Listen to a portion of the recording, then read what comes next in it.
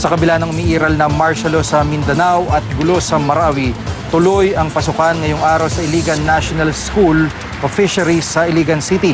Diyan ay kahit nandun din ang maraming evacuees na mula Marawi. Nitong nakaraang linggo nangamba ang mga evacuee na baka paalisin sila kapag nagsimula na ang pasukan. Pero nilinaw ng pamunuan ng eskwelahan na hindi ito mangyayari para sa mahigit 1,600 na evacuees. Sa mga paaralan naman sa Coronadal City nag-enroll ang ilan sa mga lumikas mula Marawi. Kwento na kaanak ng mga estudyante, pilit lang silang namumuhay ng normal sa kabila ng sinapit sa Marawi. Sa Davao City, maigpit ang seguridad na pinatutupad sa pagbabalik eskwelahan ng mga estudyante.